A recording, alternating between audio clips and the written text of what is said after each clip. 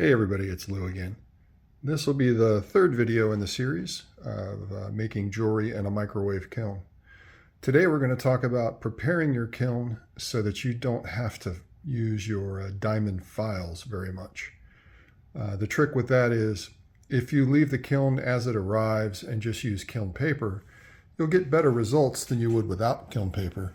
But this material that the kiln is made out of is so coarse, you can see all the pores, that even with the paper you're going to get a rough finish, especially to the bottom of your work. This is a base for the kiln, and the only thing you've really got to treat is the area where the jewelry sits, right in here.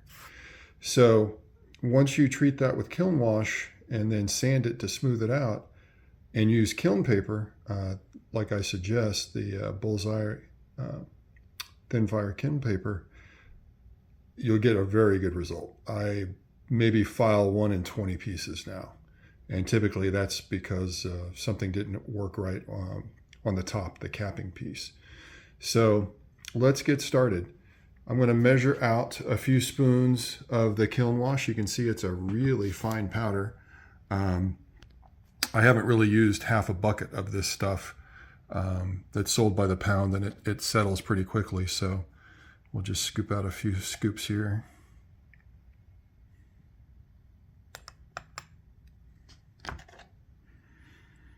And the good thing about this stuff is once you mix it up, the only thing it really does is settle.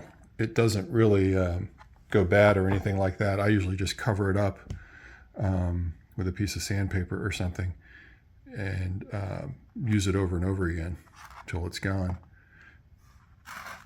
This particular kiln has been treated so you don't see the pores, but it's gotten a little thin. You can see right in the middle it's got really thin there. So what I'm going to do is add just a tiny bit of water. You want a fairly thin mixture. And you can always add more water later. So let's mix this up till it's the consistency of a really thick soup. Think clam chowder. That's what I usually go for.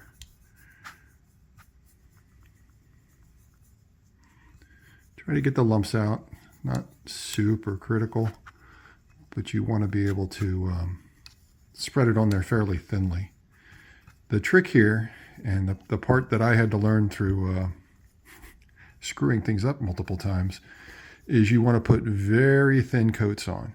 So you can see here, it sticks to this little brush, and these are acid brushes that you can get anywhere at the store. Plumbers use them to put flux on pipes. There's a more formal version of this called a hack brush, a very thin, fine brush that people with large kilns will use. I find this works just fine, especially if I sand it a little bit when it dries.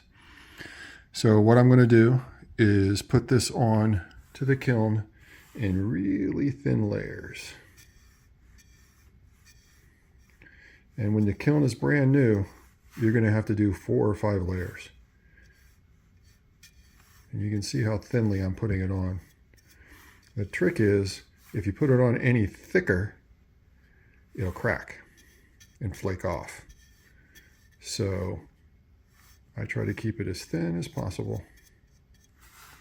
And you can see the color here. It's very dark. It's ready to sand when it turns almost completely white, like this base part is. If you try to sand it before that, it'll just flake off. So you kind of have to be careful. And as you can imagine, when it's very porous when you first get it, it's going to take a few coats. And you've got to let it fully dry between each coat, which for me in Florida is a bit of a challenge because it is so humid. Right now it's about 85% humidity in my shop. And it will literally take overnight for this to dry. I've tried putting fans on them, and it will speed up drying at the risk of cracking. So, you know, you can try your own versions of this yourself, but generally it takes about 3 days for me to treat a kiln. Sometimes I can do 2 coats in a day, and I can do it a little bit faster. Just depends on what the weather is. in my garage. Now in the house, it's 50% humidity or so. It's about 80% right now in the garage. So it'll dry a little faster in the house. And if you live someplace that's dry naturally, this will dry much faster. So you could probably get the whole thing done in a day. But that's the trick there. Now, I've got a kiln over here that I recently treated, and it's ready to be sanded. So you can see this kiln has some striations in it. That's a little bit more than I like to have in a typical kiln. So we're going to sand that just a tiny bit.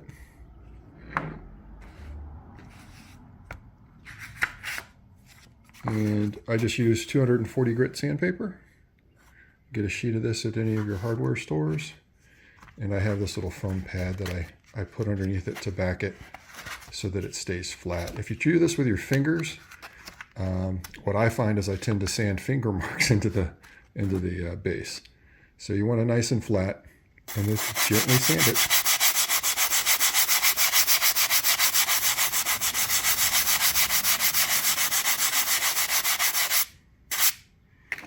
And you can sands very easily. And you can tell it's getting smoother and smoother. I'll keep sanding it till it's almost completely smooth.